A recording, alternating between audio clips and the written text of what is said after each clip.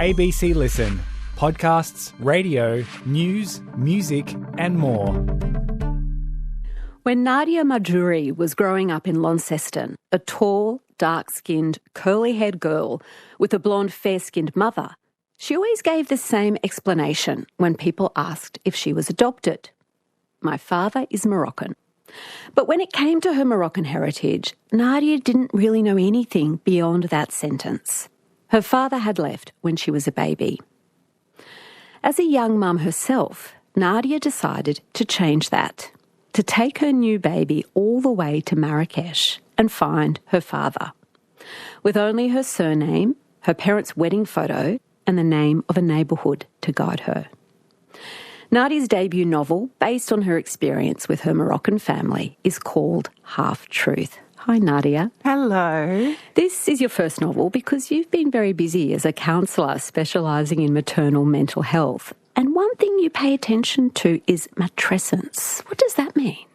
It's a word that was actually, I think, coined in the 70s, but it's gained a lot of popularity now in psychological circles to explain the physiological, the psychological, the hormonal, all of the changes that a woman goes through or a person goes through when they have their first child, or any child actually. But it acknowledges a bit like adolescence. So the notion that when you go through puberty, the child that starts puberty is very different to the child that emerges post-puberty in almost every regard. And similarly, when a woman enters into their matrescence, really post-baby, almost every part of her has changed, including kind of physiologically, like your brain changes, but also your body changes, but even that sense of identity. And I think that's a really big part of it for a lot of people, is that I just don't like the things I used to like. And just like kind of, adolescence can take a few years to kind of settle. So can that matrescence, So I often work with women in those years of kind of going, look, I don't even know who I am anymore, and all the things I used to like, I don't like, or the things I wanted to do, and I don't know what this body can do, and all of those things that, if you've ever had a baby, you will be recognised. So what advice or what help do you offer women making that massive transition? And it's so interesting because, as you say, I think historically in medical circles the focus has been on the baby, but this huge physiological and emotional change has happened for the woman as well. Yeah, that's right. I mean, the first thing I would say is give it time. Let it settle. This isn't something that you need to sort out immediately. And, even like some of the physiological changes can take, I think it's 2 years for our joints to start to solidify once the hormones have started to move. And so really it's settling into that process and not expecting to bounce back. It's an awful phrase, bounce back, isn't it? Like you're a rubber ball or something. Exactly. So does it ever end? Adolescence has an end point. Does matrescence have an end point? It does. But it will be a different person that will come out the other side. Your brain will operate differently post, motherhood. And this happens actually also in those that don't birth children. So, caregivers that haven't birthed their children also have the corresponding changes in the way their brain operates, the hormones that operate in their body, So yes, it will settle, but you may never be the same person again. The upgraded model. Let's go back to your own birth story, or its lead up at least. How did your mum and dad meet one another?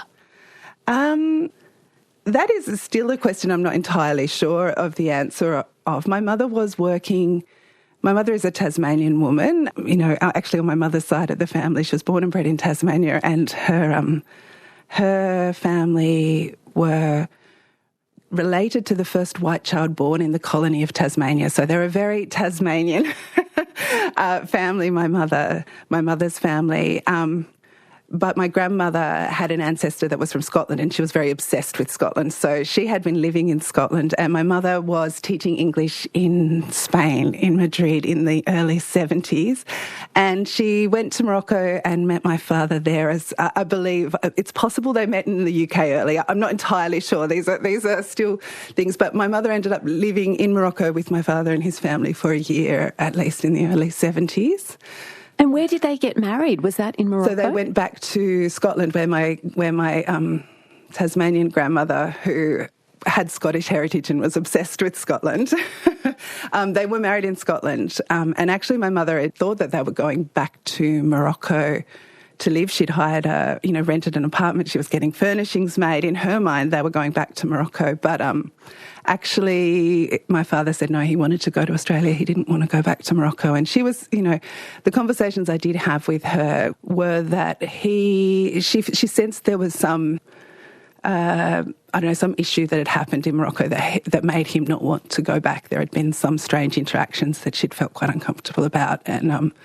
And anyway, so as it was, they ended up moving back to Australia. What did they look like in that wedding photo of them taken in Scotland? Yeah, because my mother really never spoke about my father at all growing up. And so really the only information I had about him were these kind of dusty photo albums that my grandmother kind of kept, in the pile of old albums, as they were kind of 70s albums. And the photograph that I always was drawn to was this photograph of their wedding day in Scotland. And my mother is, she's pearly skinned, she's got this very fair skin, beautiful blue eyes, and a high-necked white dress that she told me she'd bought from the op shop, actually. I don't think it was a fancy wedding. They weren't, it was a very small kind of affair. And my father at that stage had a huge afro, so he's got this giant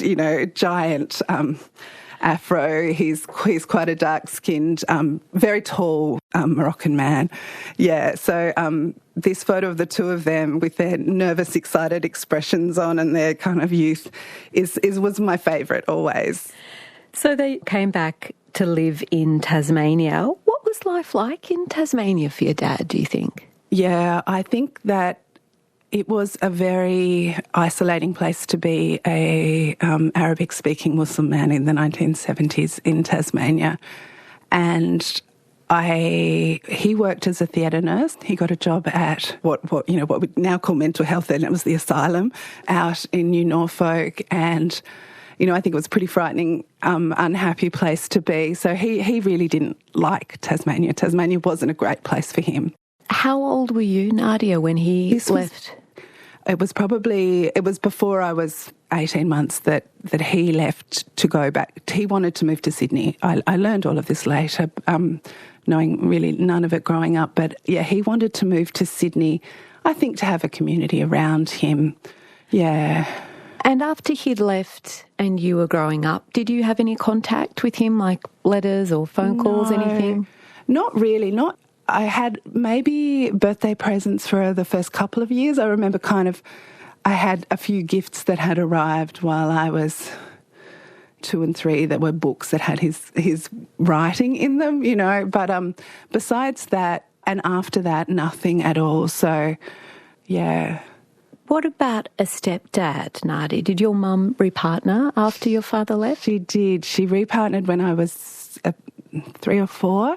She repartnered with a lovely red-headed, Tasmanian man who became my stepfather and, moved in. I think they bought a house together when I was 4. And so from then on, which is really the start of my memories, I lived with my mother and my stepfather, and my mother hadn't had any other children, and then they didn't have any other children. So that was us. That was, my very blonde mother, my very redhead stepfather, and little Moroccan me in our house. Were you conscious of standing out, of looking different as a kid in Launceston? I was conscious only when it was brought to my attention. I think I was a very happy. It was a beautiful, beautiful childhood, and my mother was a librarian, and so she was a children's librarian, and she really loved books. So I had this kind of magical world where I had books and a beautiful garden, a beautiful family, and so I didn't really ever feel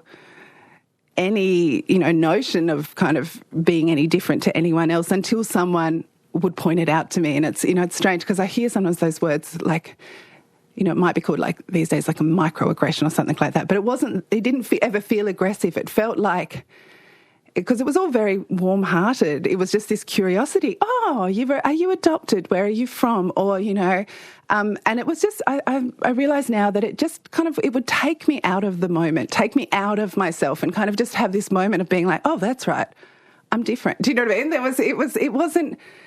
It wasn't something that was with me all the time. It was something that other people noticed and kind of always through me, almost, oh, that's right, yes. And actually it was my mother who would start to say, is she adopted? Someone would ask, is she adopted? And my mother would say, no, her father's from Morocco. And I kind of adopted that phrase. Okay, well, that's the magic password, right? If I say that, they will just stop asking me questions. And when they say, where are you from? If I say Launceston, no one's interested. If I say, my mum grew up in, Hobart, no one's interested.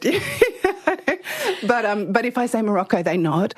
And so that was kind of all Morocco meant to me, was this word that got me out of uncomfortable situations.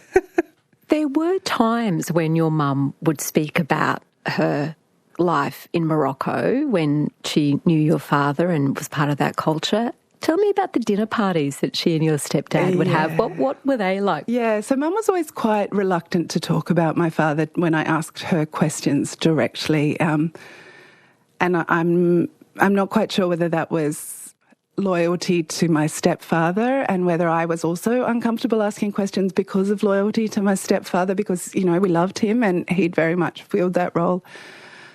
But she would tell other people, my parents were great entertainers and, that continued right up until, my stepfather is still entertaining, but, right up until the end of my mother's life. And they would have these dinner parties in the 80s. Rod, my stepdad, Rod, was he was a meat inspector, and so he would get the kind of best cuts of meat. And so we'd always have these kind of amazing cuts of meat, and he would come home earlier in the day. So he was the cook, and he would cook these incredible feasts. And, I remember in the early days too, they would have fancy things like avocados. Oh. I wasn't allowed to touch them because they were only for the guests, obviously. The kind of things that you would fill up the avocado with a thing, and then that would be I don't even know, the entree or whatever it was. Anyway, they would have these great dinner parties and they were always filled with laughter and, lots of red wine and lots of glorious conversation. And, as an only child, I would kind of just sit in the corner of the room kind of reading my book, and no one would notice that I was there. But that's when people would ask my mum questions, and that's when she would start to answer questions about, tell me about Nadia's father, tell me about what it was like in Morocco. And so that's when I really would start to kind of sit in the corner and overhear, and I learned a lot about my father that way. What sort of things would she say? Things like I learned that I was named after my aunt, who had been a very cute little girl in Morocco. She'd been 3 years old when my mum had been there, and so she'd named me after that Nadia. I also learned things like my father was a great soccer player, things like he'd played the guitar, just all sorts of things, but also things about how much she'd loved the country, things about how they'd met, things about how she hadn't wanted to leave. And I always felt like I was kind of eavesdropping, but that is definitely how I learned a lot about what had happened. And she always spoke more freely, probably after a few glasses of wine, as we all do. And half an avocado. A fancy avocado. After school, Nadia, you followed a boyfriend to Adelaide where you enrolled in law. What sort of fit was law for you? I kind of decided that I'd rather eat my own arm. And no offence to lawyers, obviously. But I really actually fell in love with philosophy and gender studies. Actually, those were the two things that really, really took my fancy there. And it was the mid-90s.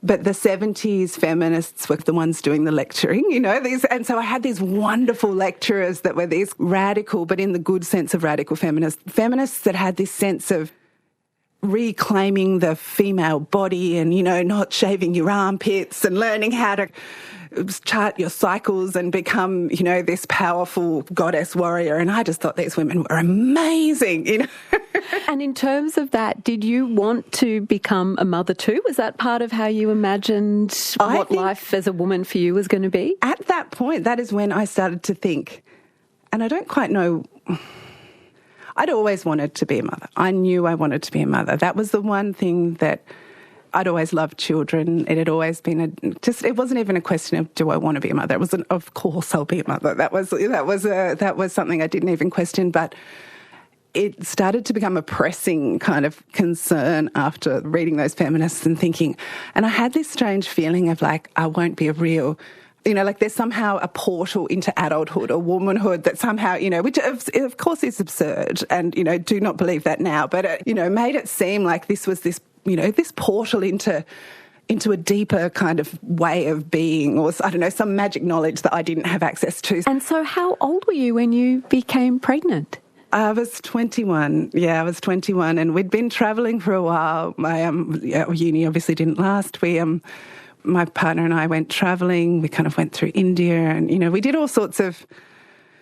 I don't know, we were seekers, we went to ashrams and we worked in orphanages and, tried on being Hare Krishnas for a bit and it was that kind of thing.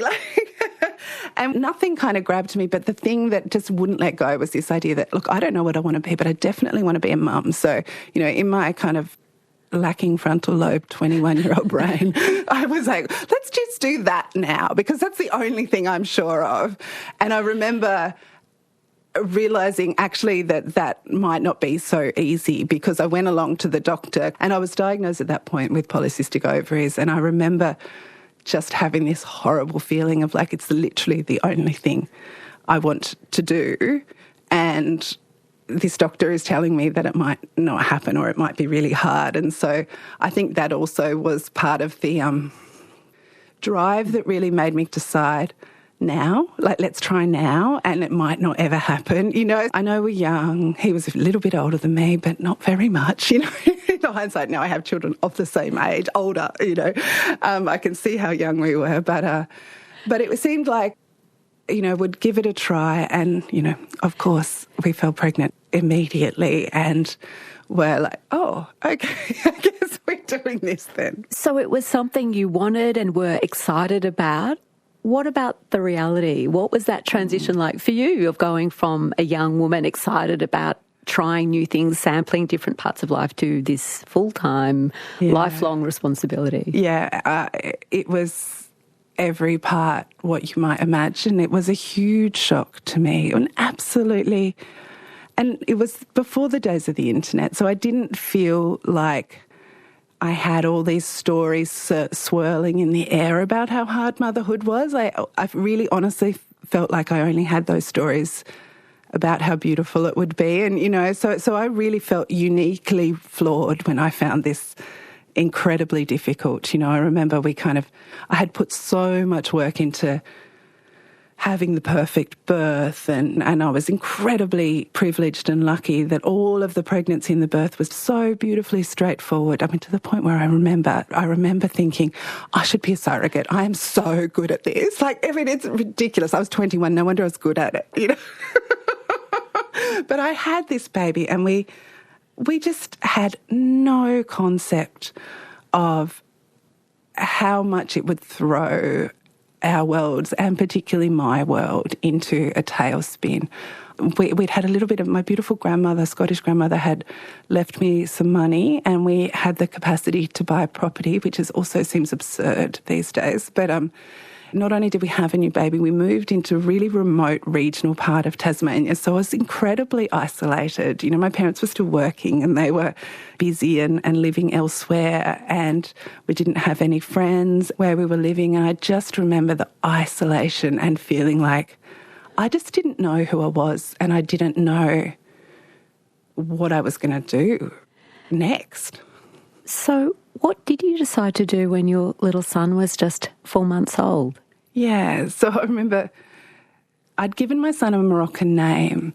It was the only thing that I'd had from Morocco in my life, besides my face and my body that was so clearly Moroccan. I had this Moroccan name, and I'd really loved that, and I thought I really want to give my son a Moroccan name. And it dawned on me after he was born that I had this little Moroccan baby, and I wanted him to know more about the country, the culture, where he was from.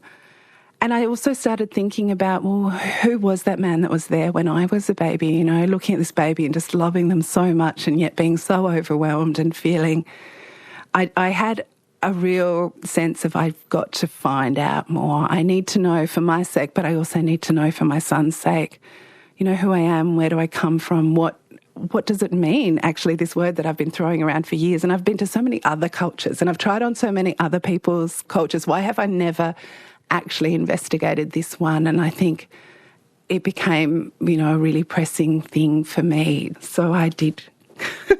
What did your mum think about this idea? That's interesting. I think that my mum probably had been waiting for me to want to. Yeah, I don't think there wasn't much surprise from my mum. So I think that she had expected at some point. How much information could she give you practically about where to go to look for your dad, to find your Moroccan family? Not a lot. She remembered the address that she used to tell the taxi driver. So when you got in, she knew my family she'd lived with them in Marrakech. That was inside the old Medina of Marrakech, which is the oldest part of the city. The Medina is like a walled part of the city, and the city has grown up around that walled part, but the ancient part of the city is where my family were from, and where she had stayed in the 70s. So she gave me the address, which was really the street and the suburb. You know, she didn't have a number. She didn't have any other information. And she did tell me that they wouldn't speak English. There's a lot more now, but at that stage there was very little English spoken. And so I got a friend of mine to help me write a letter in French to my family. And, you know, it was kind of this very generic letter that was something like, my name's Nadia, I'm the daughter of Jesse and Mohammed, and I'm coming to Morocco, you know, on this certain date. If you receive this letter and you'd like to see me, leave a letter for me at the post office, post restaurant we used to do in the olden days. And so that was my hope. So, you know, my plan was that we would arrive and hopefully they would get the letter and we'd be able to see them from there. So off you and your baby son set and arrived in Morocco and made it from Casablanca to Marrakech, which I think is one of my favourite cities in the world, Marrakech. What were your first impressions? How did it strike you, your first visit there? Oh, my goodness. I was with my son's dad, so there was my son and my son's father and I, and we were... I think unless you've been to Marrakech, it's hard to describe the sensory overload. There is, in the centre of the Medina is a square, and the square is called Jamafna Square. And in Jamafna Square, it's actually UNESCO World Heritage listed, and it's a cultural heritage listing, and that is because basically what it means is that everything that happens in that square it pretty much hasn't changed for millennia, you know. So you walk into this square and there are snake charmers, and there are people with monkeys, and there are traditional healers selling iguanas and remedies. There are people wanting to do your henna. There is orange juice being squeezed and fresh fruits being squeezed. There are traditional storytellers with a crowd of local people around telling stories. There's meat being grilled and heads of animals kind of, you know, being cooked, and snails. And smells amazing is one of my memories. Incredibly, but it's a hugely... it can be quite confronting, you know, also because, you know, everyone's trying to grab you, everyone wants to sell you things, you know, like there is a real sense of being, it's a heady experience. So you had sent this letter asking your family to make contact with you if they wanted to see you and leave a note for that at the post office. Did you find anything when you went to look, when you went to the post office? Yeah, So, I was pretty excited to go and check the post office. So we did this the second day the day after we arrived one afternoon, and the next morning we asked at our hotel, where's the post office? And they directed us there and walked in kind of nervously and asked for any post, but there was nothing for us. So we went back the next day. Nothing. We went probably 3 or 4 days and there was nothing there. And I just remember thinking, look, there are so many options of how this could have gone wrong. I mean, possibly they didn't get the letter, or perhaps my father got the letter and doesn't want to see me. You know, there are so many options. And really, it seemed absurd that, you know, as if a letter would get to you. I mean, it wouldn't have got to me in Australia that with the way I'd addressed it. So I remember just thinking, look, at least I'm in Morocco, you know, at least I'll be able to, I'm in the country, I'll get to know the country a little bit. We'd planned a 6-week trip, so we thought, look, we'll finish seeing Marrakech, and then after we've kind of done Marrakech, we'll we'll go and explore the country and, you know, we'll have a holiday and that will be lovely. And we were walking back to the hotel, and just as we walked back to the hotel, I remember looking across the way and just having this thought, like, we might as well go and see the neighbourhood. You know, there were horse and carts, and if you've been to Marrakech, they're all lined up, and, you know, they are the traditional way to get around. Inside the streets of the Medina, they're very, very narrow and very busy, and it can be quite hectic. So traditionally people would either kind of go with donkeys or go with horse and carts. These days they're quite elaborately decorated with fringing and red velvet and you know, beautiful horses with tassels and things. But thought, let's just hop on the horse and cart and we'll tell them the address. And I gave them the address that I'd sent the letter to that my mum had told the taxi driver. And we started kind of travelling. You know, there's a clip-clopping around inside the Medina. We went outside the walls and then back in the walls. And we got to this spot and he said, well, here. And he stopped and I got down, and Marrakech is all orange. The whole city is this kind of reddy orange. And so we're in this reddy orange kind of residential area. And I just remember thinking, I don't know what I expected, you know, like there was nothing there. There was nothing special. It was just a road and buildings and kind of looked like all the other places I'd been in Marrakech, you know. Podcast and broadcast. This is Conversations with Sarah Kanofsky. So Nadia, this horse and cart dropped you in the old Medina in Marrakech. What happened next?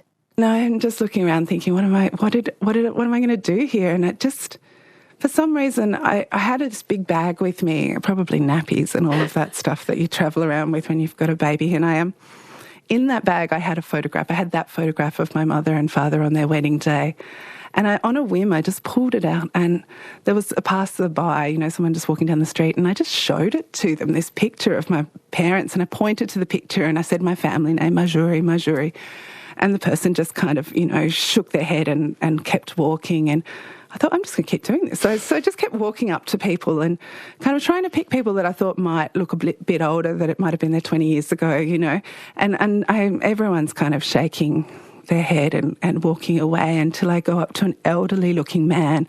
He's in his brown jalaba, this kind of beautiful one-piece medieval kind of coat with a hood on, and he kind of pulls back the hood a little bit and he looks at my picture, and I'm pointing at it, and I can just see immediately he knows, he recognises us, and he just crooks his finger and beckons and says, come on. And so we turn around and we follow him, and he starts walking back inside the narrow little alleyways that he's come from. And so, you know, I'm like, okay, my partner and I, we've kind of got the baby on my hip and we're following him, and he's going quite fast, you know, so we're kind of trying to run to keep up with him, and because he's twisting and turning down these narrow alleyways, and it gets narrower and narrower and narrower. And finally he comes to a little doorway. It's kind of an arched tiny doorway in the walls of this little alleyway, and he points to it and he disappears again. And I remember I just looked at my partner and I looked at my baby and I was like, well, what are we going to do? So I knocked.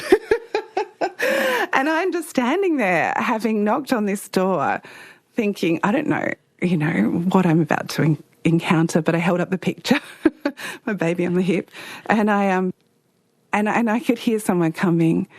And when they opened the door, there was this little old lady wearing all green. She was wearing green jalaba, and she actually had a face veil, which is very unusual in Morocco too. They don't often wear face veils.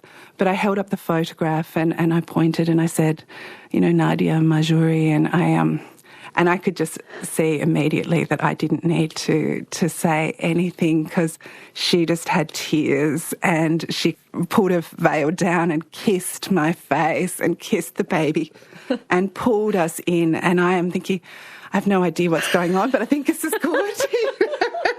I think this is what we were after, you know. She seems to know who we are, and she's trying to speak to me in Darija, which is the Moroccan dialect, and French, and I'm really not understanding anything because I didn't even speak French at that point. And so we're having this kind of confused, wordless conversation where we both half know who each other is, and I hear her on the phone. And she brings me dates and milk, which is a beautiful, welcoming gift, which I now know is what you give to someone who's straight back from Mecca. Actually, this beautiful, beautiful, welcoming gift. And next thing I know, people just start pouring in and they are bawling, you know, and they are grabbing me and they are kissing me. And I have no idea who's who, but by this time, like, you know, the time I'm bawling too, you know, we're all bawling there, you know. And I do find out finally someone arrives who speaks a little bit of English, and she says, yes, this is your family. You're in the right place. Your father was born in this room, you know. That old lady there, because another old lady had turned up, and I thought she was my grandmother. I was like, is this my grandmother? And because she'd been crying, and, you know, and she said, no, this isn't your grandmother. Actually, this is the woman that breastfed your father. You know, I learned at that point my grandmother had passed away. So your grandmother actually died 2 years ago. She's not here, but this is the woman who counts herself as another mother, because your grandmother was so young. She was only 13 when she had your father and she couldn't breastfeed.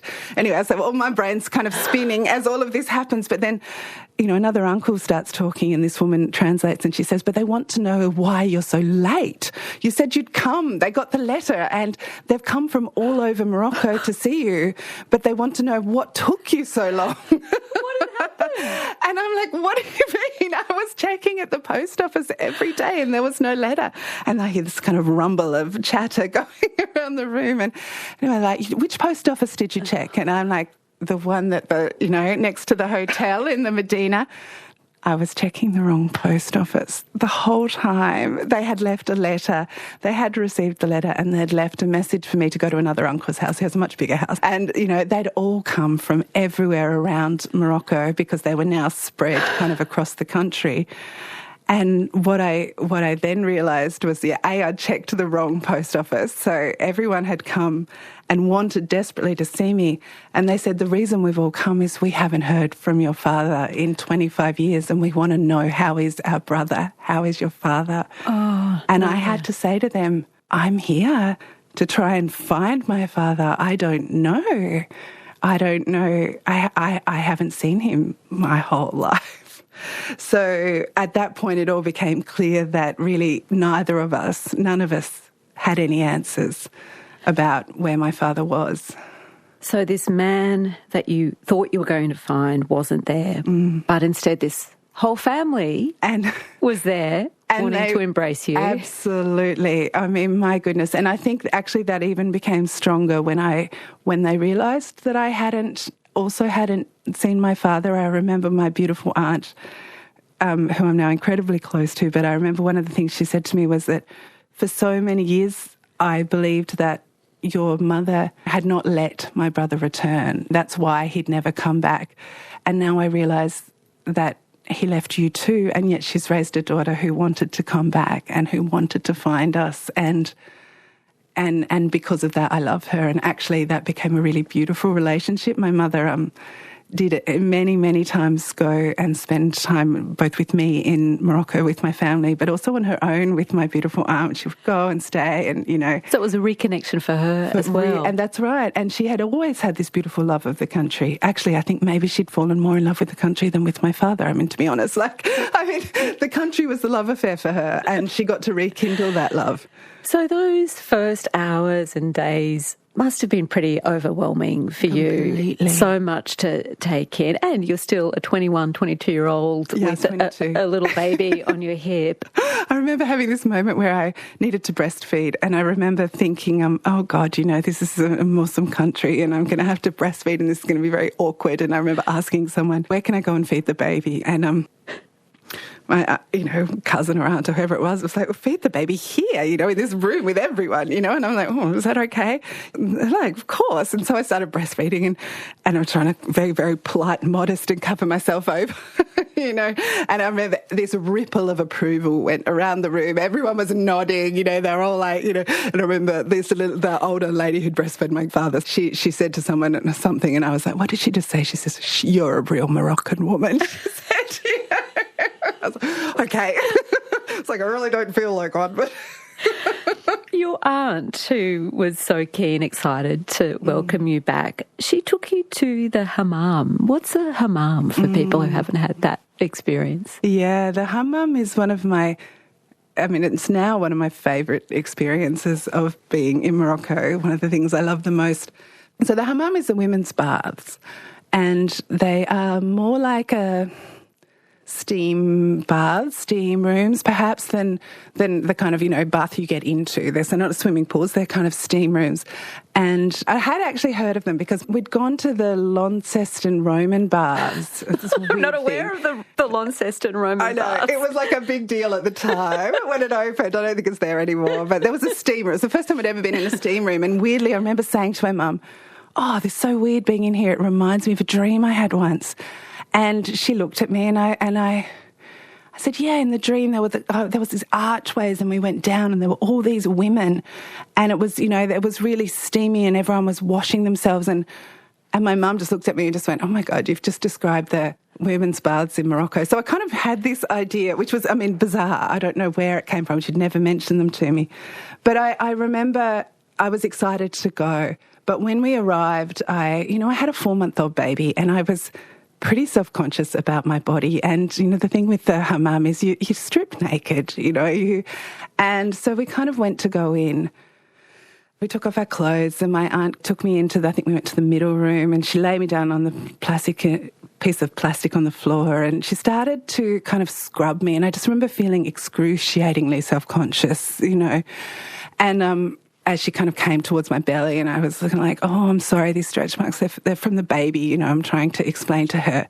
And she just got this look on her face like, "Yeah." And she pointed to her own belly, and sure enough, of course she had 2 kids there. Her belly looks very much like mine. And then she kind of points around the room, and I just kind of look up and notice that this room is full of naked women. And it's every single woman who's had a baby is very clearly had her body marked by that. And, there are women from, baby girls right up to elderly women. And the beautiful thing about it is there's no sense of shame, no sense of self-consciousness, but also no sense that, it's very tactile. Everyone is scrubbing each other. There's no sense of holding back or reserve, In fact, the opposite, there's a real sense that you couldn't possibly wash yourself. Obviously you need someone else to scrub you, And it is a real, like I said, there's a ritual. And I just remember feeling like, it was such a healing experience to recognise that, I'd never seen a postpartum body before. And now it's different because of the internet. But at that point, if you didn't have the perfect kind of physique, you wore a one-piece, you didn't wear a bikini, So I had just literally never seen a woman who'd had a baby's body before. And I just remember thinking, if I had grown up here, how differently I would have felt about this whole experience of moving into motherhood, particularly around my body. But yeah, it was so beautiful. And I just... and now I go with my cousins and it's just absolutely the most gorgeous thing. And she's like, "We'll stay for hours, Nadia, and we'll talk like all that." Because, the most wonderful thing is in the local hammams, everyone's naked, everyone's scrubbing each other. The school teacher will walk in and the parents are there, and then it's all very, there's no sense of embarrassment or shame, it's just, it's a gorgeous experience. And a place for, it sounds like, women to talk freely and privately with no responsibilities, no one else to look after, just to hang out together. That's right. And you'll see mums in there just brushing their hair for 4 hours. I'm just going to stand and sit in there. And the wonderful thing about the hammam too is once you get home, there's this really clear understanding that obviously when you've been to the hammam, you'll be very tired and you will not be able to cook dinner. So you will have to rest after the hammam. So, and it's once a week that you would go. So there's this real,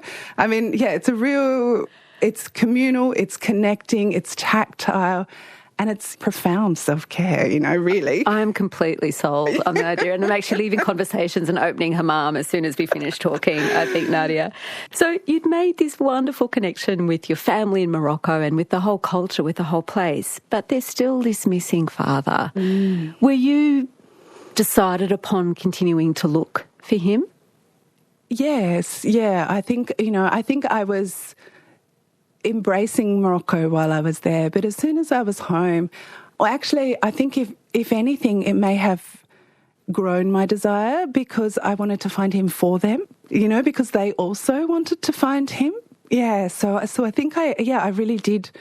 Yeah, yes, I definitely came home thinking, okay, what can we do? And so what did you do? Where did you start? Well, actually it was ridiculously and frighteningly easy when I did get home, because once I realised that he probably was in Australia, and the internet, also you've got to remember the internet was new. So the white pages, our phone books had just all been mushed into, this is the late 90s, so early 2000s at this stage probably, and there was, all of the phone books had been put online, which just seemed like a revelation at the time. It seems ridiculous now.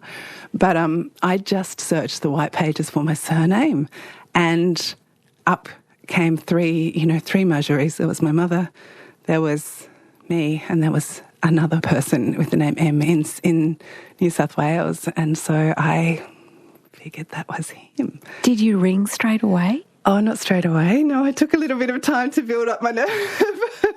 Not straight away. I did ring, though, eventually, and I got an answering machine. So I just kind of left a message saying, look, call me back. If I'm Nadia and, this is my number, please call me back. Yeah, and he did.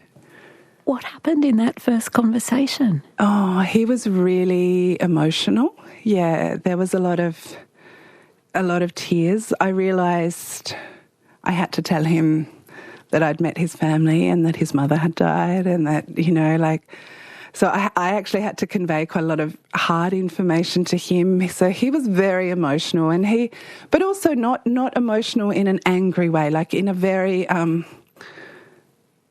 I'm so glad to hear from you kind of way, in the sense of, he would say things like, I thought of you every day, and, things that would actually infuriate me, because I would feel like, well, why did you never ring then?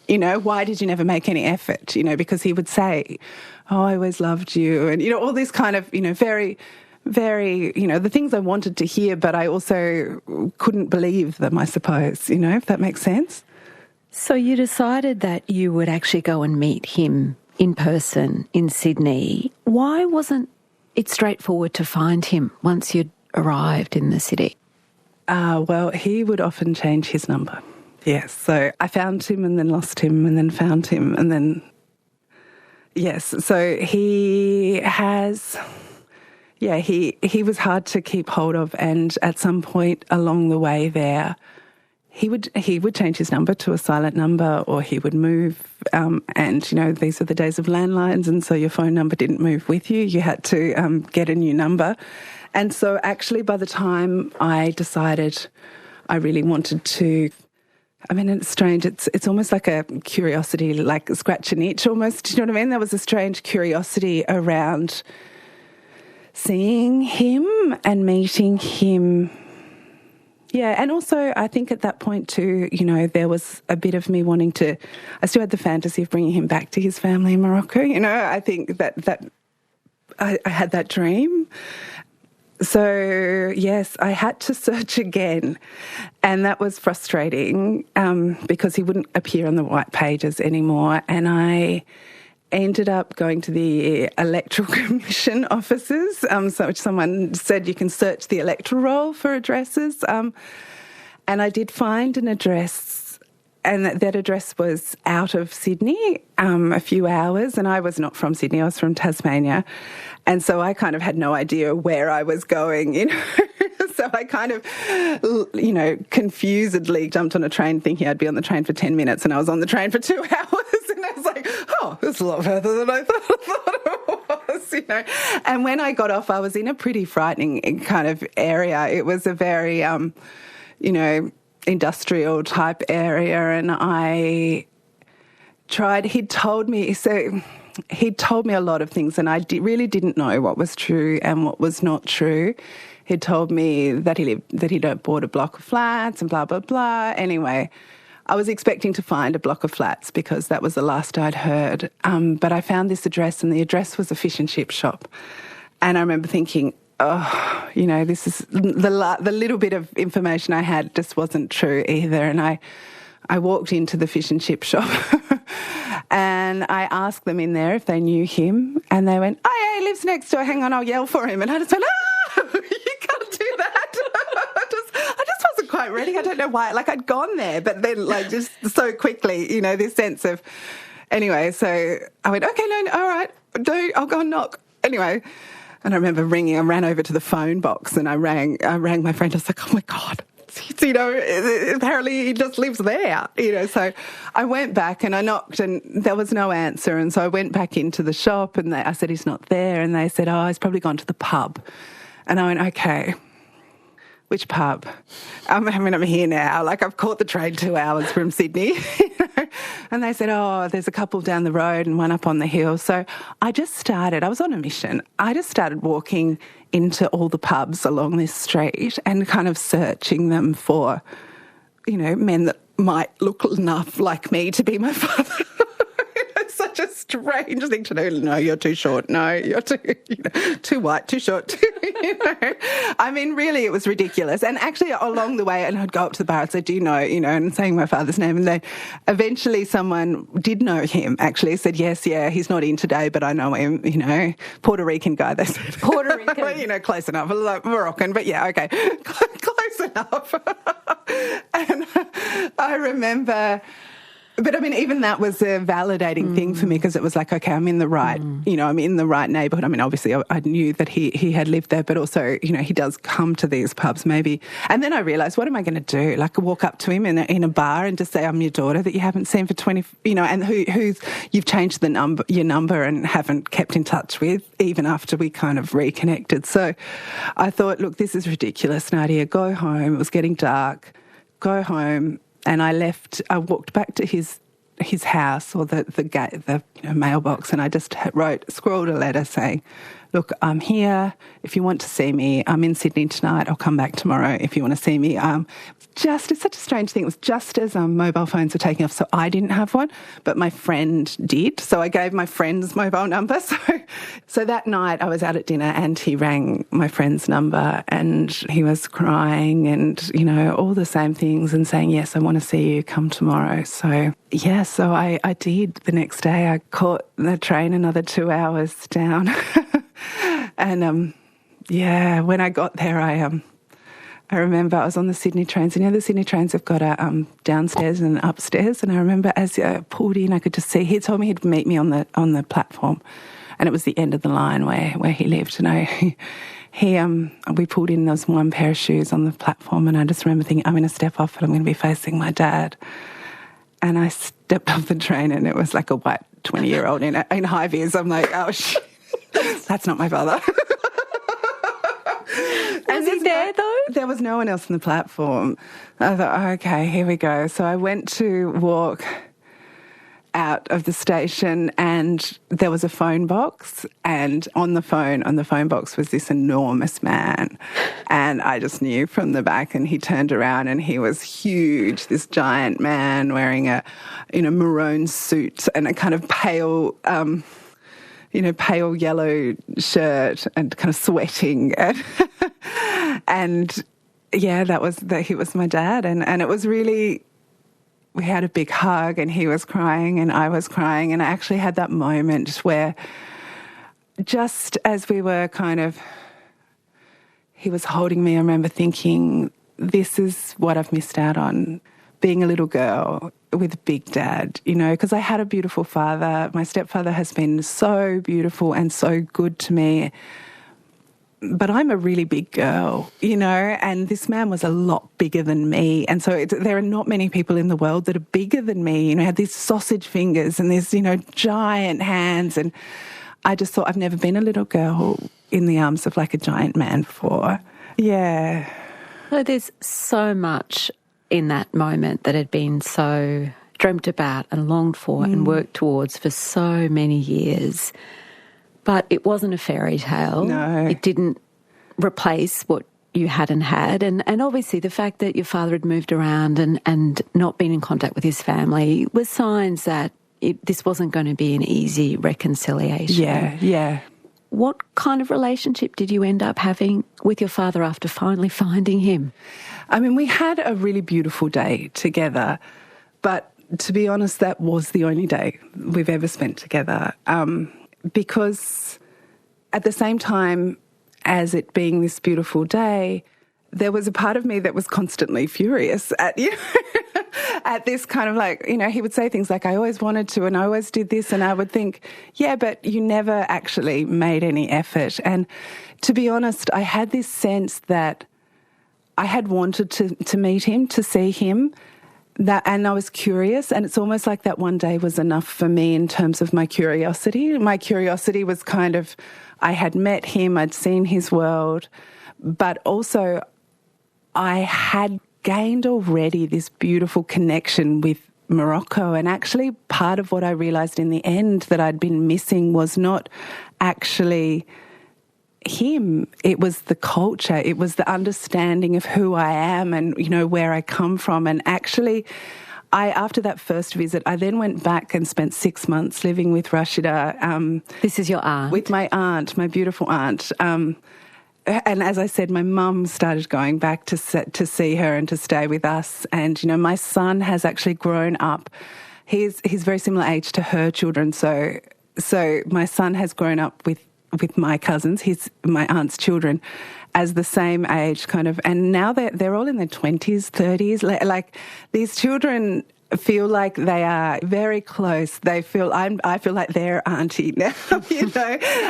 And actually, what I've gotten from Rashida is, you know, is everything I ever longed for, in the sense of what I really wanted to know was, what does it mean to be Moroccan? And she was the one that could teach me that. And she has, you know, she's the most glorious human being. And, you know, anyone that I know that turns up in Morocco, I can say, you know, please go and visit Auntie Rashida, and she will cook these enormous spreads. I mean, she is a really warm-hearted, incredibly generous individual, and I feel so connected to her. You know, I look like her too. Like, I look very much like her. Her children look like my children, and, you know, so I felt like actually for me, that was what she offered me, and what my family in Morocco have offered me, was the answer to what I was searching for. I actually don't think I was looking for a father. I think I was looking for a connection with that country. Thank you for sharing part of your story on Conversations today. Thank you so much for having me. Nadia Mahjouri's novel is called Half Truth. This conversation was produced by Alice Moldovan and recorded on the lands of the Turrbal and Yagara peoples. Our executive producer is Carmel Rooney. I'm Sarah Konoski. Thanks for listening.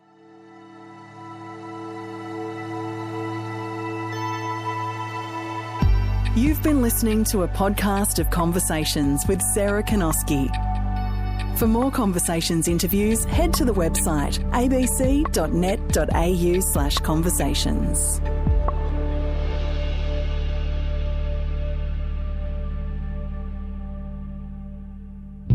Hi there, I'm Yumi Steins, host of the podcast Ladies, We Need to Talk. I'm really excited because I've got to let you know, we have made a special mini-series all about perimenopause, which will be dropping from the great big ovaries in the sky every Tuesday for the next 4 weeks. We're looking at what's going on with our bodies, our brains, and our sex lives during this phase of life. We'll also meet women who've gone into perimenopause at a young age. The Perimenopause Diaries on Ladies We Need to Talk. Catch the episodes on the ABC Listen app or wherever you get your podcasts.